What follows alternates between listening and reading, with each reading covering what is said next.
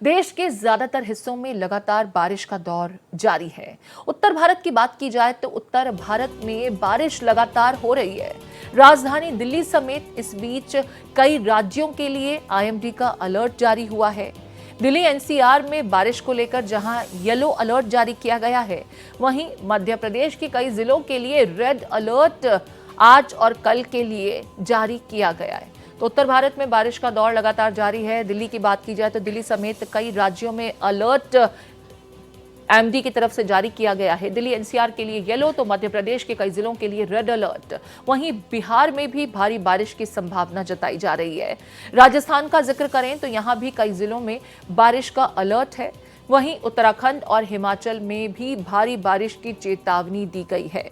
उत्तराखंड में संवेदनशील इलाकों में लोगों को नहीं जाने की सलाह दी गई है। तो बाढ़ और बारिश जैसे हालात देश के ज्यादातर राज्यों में इन दिनों देखने को मिल रही हैं। इस बीच लगातार बारिश का दौर जारी है और अगर बात की जाए आईएमडी के अलर्ट की तो दिल्ली के लिए येलो, मध्य प्रदेश के लिए रेड अलर्ट, बिहार में भारी बारिश की संभावना। वहीं इसके अलावा अगर पहाड़ों का जिक्र करें तो पहाड़ों में भी बारिश का दौर बना रहेगा। राजस्थान के भी कुछ जिलों में भारी बारिश का अलर्ट जारी किया गया है। उत्तराखंड, हिमाचल, देखिए यहां लोगों को चेतावनी दी गई है, संवेदनशील इलाकों में न जाएं ऐसी सलाह दी गई है। तस्वीरें भी आप देख रहे हैं, देखिए किस कदर लगातार आसमानी बारिश के बाद लोगों की जिंदगी आफत के बीच है।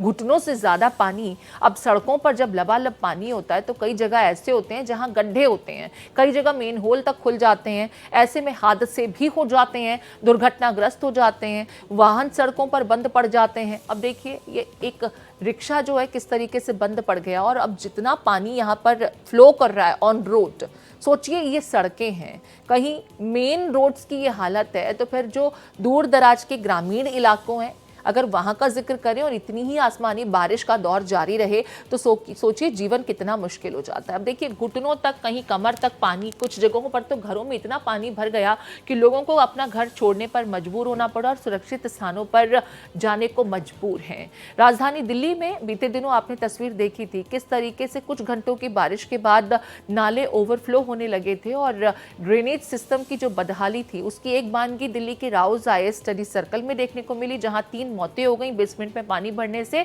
तो वहीं दिल्ली के गाजीपुर इलाके में एक मां और बेटा किस तरीके से बारिश के पानी में नाले ओवरफ्लो होने के चलते डूब गए और उनकी मौत हो गई थी। इसी तरह की घटनाएं देश के कई इलाकों से लगातार देखने सुनने को मिल रही हैं। कहीं लैंडस्लाइड हो जा रही है।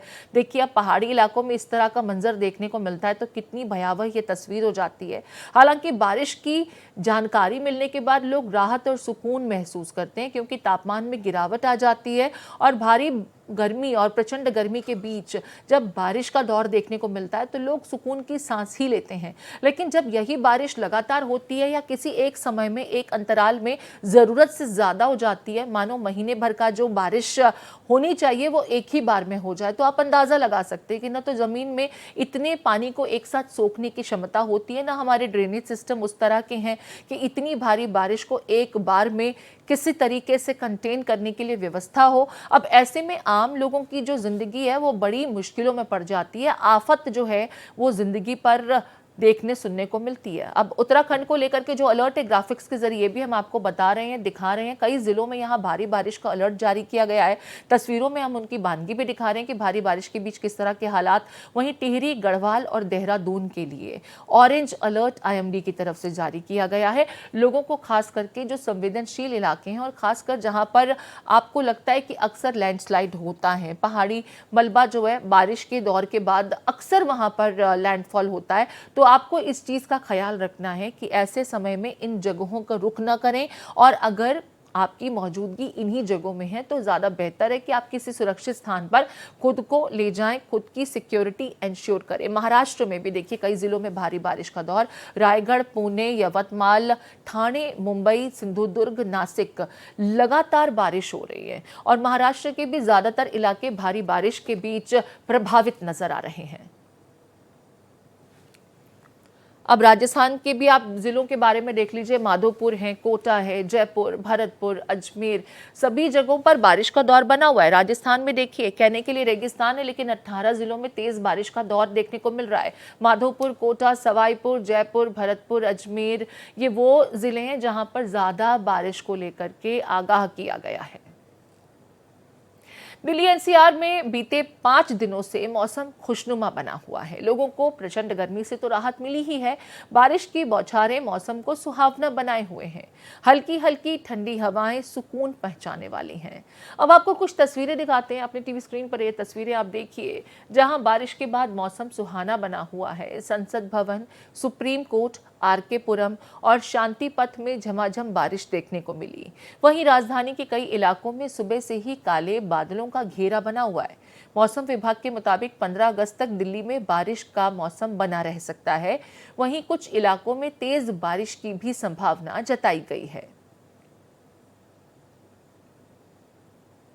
संसद भवन की तस्वीर आप देखिए, बारिश हो रही है और जब हल्की हल्की बौछारें पड़ती हैं ना, तो और तापमान में गिरावट भी देखी जाती है। इसके मद्देनजर हवाओं के बीच हल्की बौछारें लोगों को सुकून पहुंचाने वाली हैं। उमस भरी गर्मी से लोगों को राहत मिल रही है, क्योंकि बीते कुछ समय से हम दिल्ली में देख रहे हैं कि पहले तो बारिश होती नहीं है, और जब होती है तो एक बार में ही कुछ ही मिनटों में होकर के बरस कर गुजर जाती है, जिससे तापमान में जो गिरावट दर्ज की जानी चाहिए वो नहीं हो पाती। एक बार में बारिश हो जाती है, जिससे अचानक सड़कों पर जल जमाव जरूर होता है। बारिश ज्यादा हुई, लेकिन फिर वातावरण पर उसका असर उस तरह से देखने को नहीं मिलता। ह्यूमिडिटी बहुत ज्यादा हो जाती है और इस उमस भरी गर्मी को लेकर के लोग अक्सर इन दिनों शिकायतें भी कर रहे हैं। हालांकि बीते 3-4 दिनों से राजधानी दिल्ली एनसीआर का मौसम अच्छा बना हुआ है, बेहतर बना हुआ है। दिल्ली की कुछ इलाकों की तस्वीरें, जिसमें संसद भवन है, सुप्रीम कोर्ट है, वहीं दक्षिणी दिल्ली का आरके पुरम इलाका दिल्ली के बड़े खुले और पॉश इलाकों में से एक कहा जाता है, जहां पर ग्रीनरी बहुत अच्छी है। यहां पर लगातार बारिश हो रही है। हल्की बारिश के बीच शांति पथ की तस्वीरें भी आप देखिए, लगातार हल्की बारिश के बीच यहां मौसम खुशगवार बना हुआ है। चलिए अब आपको ग्राफिक्स के जरिए ये बताते हैं कि राज्यों का मौसम का हाल क्या है। आपको देखिए, कुछ यहाँ पर जहाँ पर बहुत भारी बारिश का अलर्ट दिया गया है, वो ब्लू कलर से उन राज्यों को हमने हाईलाइट किया है। नीले कलर से यहाँ पर जो राज्य दिख रहे हैं जिनको लेकर के चेतावनी जारी की गई है, उसमें राजस्थान है, हिमाचल, उत्तराखंड, बिहार और अरुणाचल प्रदेश हैं। वहीं जहाँ भारी बारिश में कुछ कम बारिश, यहाँ भी तेज है, लेकिन बहुत भारी बारिश तो थोड़ी हल्की बारिश, वो कौन कौन से राज्य हैं? येलो कलर से इसे हमने हाईलाइट किया है। इसमें पंजाब है, चंडीगढ़ है, हरियाणा है, जम्मू कश्मीर है, झारखंड है और महाराष्ट्र है। और जहां पर देखिए इससे थोड़ी हल्की बारिश की बात कही जा रही है, उसे हमने रेड कलर से हाईलाइट करते हुए दिखाया है। इसमें गोवा है, कर्नाटक है, केरल है। आप दक्षिण भारत के ज़्यादातर राज्य जो हैं वो इसके अंतर्गत देख रहे हैं। नॉर्थ ईस्ट के भी कुछ राज्यों में यहाँ मध्यम दर्जे की बारिश जिसे कहा जा सकता है वो होती हुई नज़र आ रही है। और इसी तरीके से अगर हम नॉर्थ ईस्ट से निकल करके पूर्वांचल की तरफ जाएं तो यहाँ पर भी इसी तरीके का दौर देखने को मिल रहा है, जहाँ पर बारिश लगातार होती रहेगी। तो आईएमडी की तरफ से कुछ के लिए रेड अलर्ट, वहीं कुछ के लिए येलो और ब्लू कलर के जरिए, देखिए यहाँ पर जो इन 3 कलरों का हम इस्तेमाल कर रहे हैं, बहुत भारी बारिश वाले जिले, भारी बारिश, और जहां पर मध्यम दर्जे की बारिश है उसको लेकर के चेतावनी जारी की गई है। ग्राफिक्स के जरिए वो समझाने बताने की कोशिश कर रहे हैं। इन दिनों पहाड़ से मैदान आसमानी आफत सैलाब बनकर बरप रहा है। हर तरफ हाहाकार मचा हुआ है। पहाड़ से मैदान की कुछ तस्वीरें अब आपको दिखा रहे हैं, जिसमें आप देखकर ये खुद ब खुद अंदाजा लगा सकते हैं कि कैसे कुछ जगहों पर बर्बादी की लहर में शहर दरिया बने हुए हैं। देहरादून में अलर्ट के बीच रुक रुक कर झमाझम बारिश हो रही है।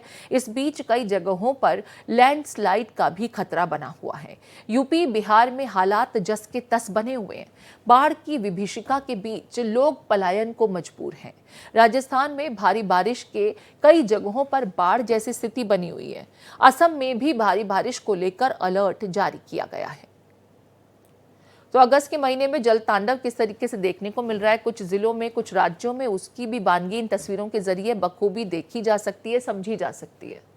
मेरे साथ मोहित शुक्ला जुड़ गए हैं। मोहित का मैं रुख कर रही हूँ। मोहित, अगर दिल्ली एनसीआर की बात की जाए तो हालांकि दिल्ली एनसीआर में बहुत बारिश नहीं हो रही है, लगातार बारिश हो रही है, लेकिन कुछ दिल्ली के ही हिस्सों में, कुछ जोन्स में हमने देखा कि कल भी जब बारिश हुई तो जबरदस्त बारिश हुई और चंद मिनटों की बारिश के बाद में जबरदस्त जल सैलाब जो है वो सड़कों पर उतर आता है। मैं सैलाब इसलिए कह रही हूँ क्योंकि सड़कें दरिया में तब्दील हो जाती है और उसके बाद लोग ये नहीं बता सकते कि नालियां कहाँ हैं, मेन होल्स कहाँ खुले हुए हैं और कहाँ पर सेफ है वॉक करना। पानी की निकासी ठीक से नहीं हो पाती है। अब भारी बारिश को लेकर के जो चेतावनी लगातार जारी की जा रही है, दिल्ली एनसीआर के लिए लगातार बारिश का अलर्ट है। क्या कुछ अपडेट्स मौसम विभाग की तरफ से? हाँ, इतना जरूर है कि उमस से राहत लोगों को जरूर मिल रही है।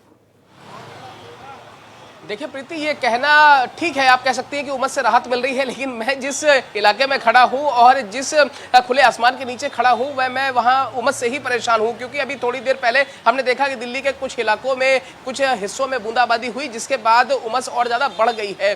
तो आप एक बात समझिए कि अगर आप खुले में रहते हैं, बाहर रहते हैं, तो आपको गर्मी से दो चार होना पड़ेगा और खासतौर पर दिल्ली की गर्मी से तो वैसे ही आपको आगे जाने की जरूरत है। आप परेशान हो सकते हैं और होंगे। इसकी वजह है क्योंकि राजधानी दिल्ली में कभी बारिश हो जाती है, 2 दिन बारिश होती है, उसके बाद फिर मौसम पहले जैसा हो जाता है और 2 दिन की बारिश में या 2 घंटे की ही बारिश में, जैसा आपने जिक्र करा कि यहाँ की सड़कें दरिया बन जाती हैं। और हमने देखा कि किस तरीके से बीजेपी के पार्षद हैं रवि नेगी, हमने देखा था कि एक बार वो सड़कों पर नाव भी चला रहे थे।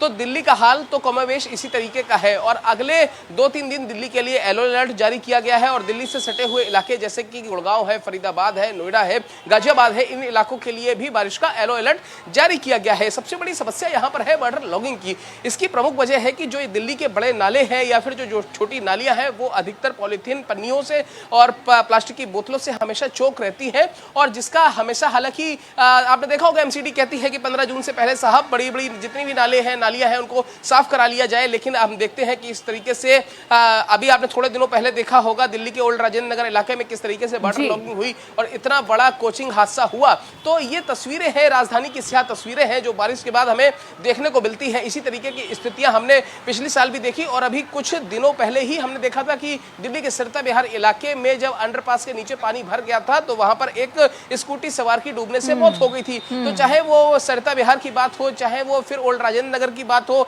या फिर वो तुर्कमान गेट की बात हो या फिर लाल किले की, आपने देखा था किस तरीके की तस्वीरें थी पिछले साल किस तरीके से लाल किले के पीछे पानी भर गया था, लोग परेशान हो गए थे। और दिल्ली आप ये समझ लीजिए उपराज्यपाल ऑफिस भी डूब गया था, दिल्ली के पीछे का हिस्सा कश्मीरी गेट और जो पूरी द्वार है लगभग पूरी तरीके से डूब ही गया था और हमने खुद कमर तक अंदर घुस के हम लोगों ने वो तस्वीरें दिखाई थी। यहाँ पर मोहित, आपने जो स्थितियां याद दिलाई, वाकई रूह कंपाने वाली वो तस्वीर राजधानी दिल्ली से सामने आई थी और कमर तक डूब करके भी आप लोगों ने रिपोर्टिंग की थी। वो भी तमाम तस्वीरें दर्शकों को बखूबी याद होंगी क्योंकि ऐसा मंजर राजधानी दिल्ली के लिए तो कतई आम नहीं है। और दिल्ली के लोटेंस, जिसे हम वीआईपी जोन कहते हैं, वहां पर भी इस तरह की तस्वीर देखने को मिली।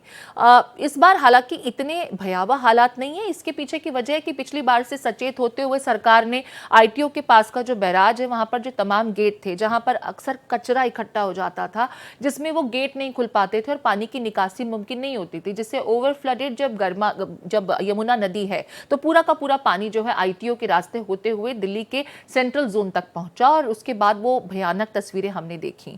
बावजूद इसके, जब आपने ओल्ड राजेंद्र नगर का जिक्र किया या दिल्ली के बाकी तमाम इलाकों का, जिसमें अंडर ब्रिज एरिया की भी हम बात कर लेते हैं, सरिता विहार से लेकर के मिंटो ब्रिज जो नई दिल्ली के बहुत करीब का इलाका है, यहाँ पर अक्सर यही स्थितियां पैदा हो रही हैं। पानी भर जाता है, लोग अटक जाते हैं, गाड़ियां बंद पड़ जाती हैं और फिर सवाल यही होता है कि निकासी को लेकर के जो प्रयास किए जाने थे वो नहीं किए गए थे। हालांकि विषय मेरा क्योंकि ये नहीं है, मैं इस पर नहीं जाऊंगी। हमने कल भी देखा किस तरीके से दिल्ली एनसीआर में कुछ मिनटों की बारिश हुई थी, हालांकि 1-1.25 घंटा के आसपास की वो बारिश रही, लेकिन लगातार एक ही रफ्तार के साथ में एक ही स्पीड में ये बारिश हुई, जिसके चलते जो बारिश पूरे दिन में हो तो शायद पानी की निकासी आसान हो जाता है, लेकिन जब लगातार एक बार में कुछ ही अंतराल पर वो बारिश हो जाती है तो जल जमाव होना लाजमी सा हो जाता है। और ये कुछ अचंभे वाली स्थिति नहीं है। दिल्ली के किन किन इलाकों में जल जमाव देखा गया और अब आज भी बारिश को लेकर के अलर्ट है। लगातार अगर बारिश होती है, जो आज और कल के लिए जारी किया गया है एमडी की तरफ से,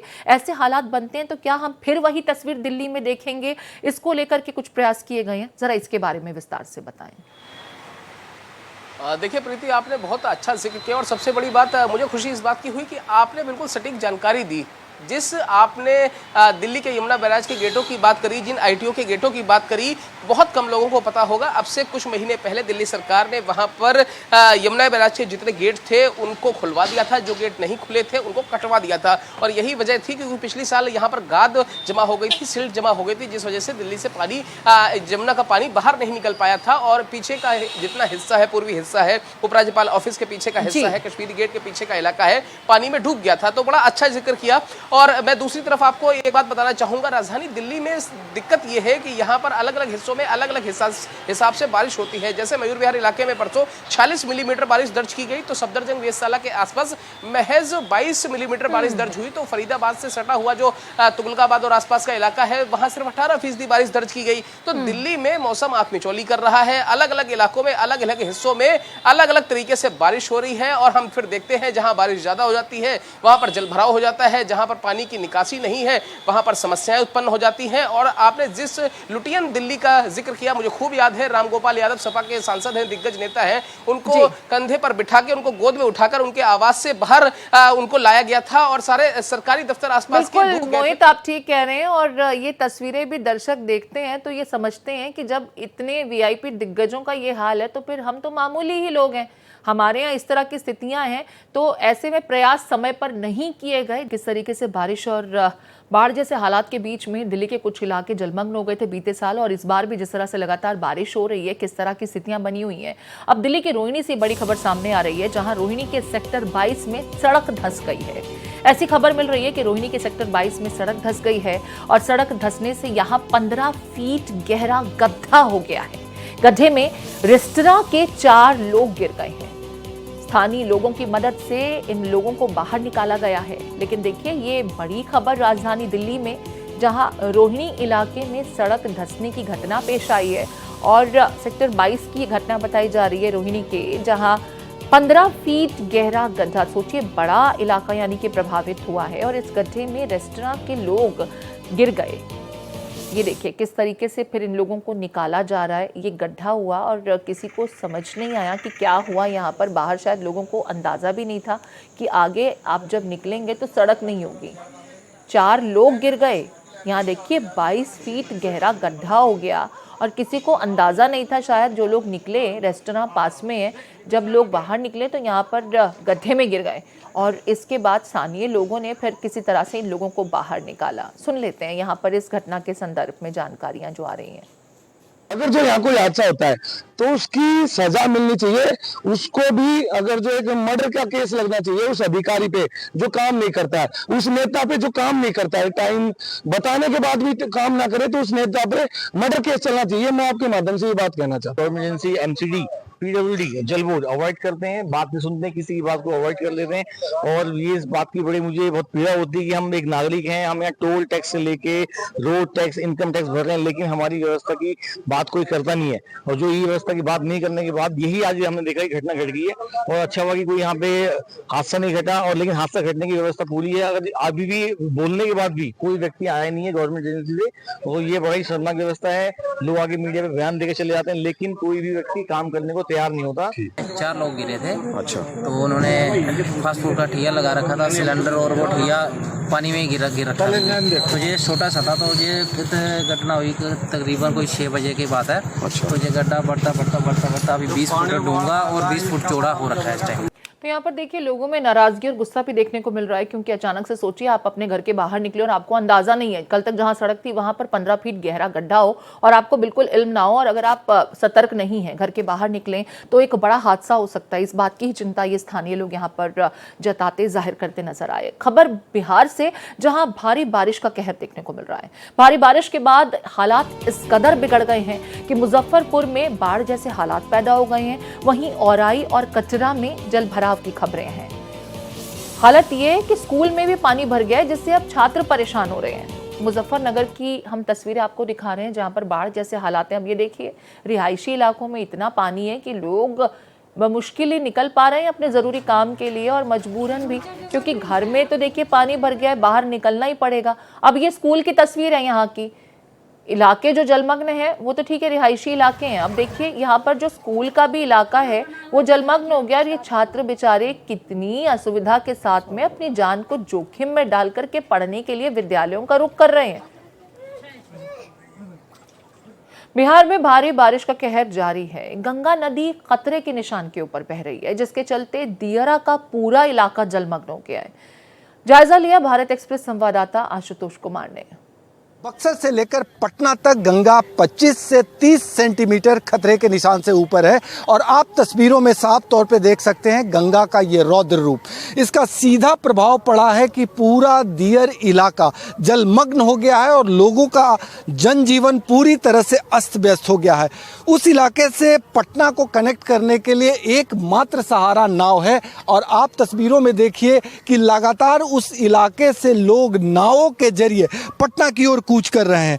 मवेशी, फल, सब्जियां सारे जलमग्न हो चुके हैं और जो अनाज घर में रखे हुए हैं वो तमाम भीग चुके हैं। इन तमाम चीज़ों से बचाव के लिए लोग एकमात्र सहारा नाव का ले रहे हैं और आप तस्वीरों में साफ तौर पे देख सकते हैं कि गंगा किस तरह से उफन रही है और दियर इलाके के लोग किस तरह से अपनी जान जोखिम में डालकर गंगा की उफनती लहरों के बीच पटना की ओर कूच कर रहे हैं। ये तस्वीरें साफ बयां कर रही है कि गंगा किस कदर उफन रही है और उसका क्या प्रभाव है। पूरा इलाका दियर जो है वो पूरी तरह से डूबा हुआ है। सारे साजो सामान के साथ लोग लगातार, आपको दूर दूर तक सिर्फ नाव ही नाव दिख रहा होगा और यही एकमात्र आवागमन का साधन है। पानी बहुत आ गया है, बहुत तरह की दिक्कत है। हम लोग को भूखमरी छा गई है, खाने के लिए पैसे नहीं है तो हम लोग पेट पालने के लिए शहर आ रहे हैं, काम कर रहे हैं, टाइम से बीवी बच्चे के पास पहुंच नहीं पा रहे हैं। हम लोग को बहुत गिजन है, घर बना रहे हैं, घर ढह जा रहा है, रहने का भी साधन नहीं है। पानी भरा हुआ है, सब दहा रहा है। लोग तैयार रहे हैं सब लोग, इतना छाती भर पानी में हिल के नाव पर चढ़ते हैं। और गांव में भी घुस गया। हाँ, गांव में सब हमन क्या लगा बगल इतना पानी हो गया है। बहुत दिक्कत होता है, लेट हो जाता है। हाँ। तो नाव के अलावा कोई साधन नहीं है स्कूल जाने का? नहीं। सरकार दावा जरूर कर रही है कि बाढ़ के मद्देनजर व्यापक तैयारियां की गई है। एनडीआरएफ, एसडीआरएफ और आपदा प्रबंधन विभाग को अलर्ट कर दिया गया है, लेकिन सुदूर गांव देहात में आज भी लोगों के सामने बाढ़ एक बड़ी चुनौती है और उस चुनौती ने दस्तक दे दी है। सहयोगी कैमरामैन राकेश के साथ भारत एक्सप्रेस के लिए पटना से आशुतोष कुमार।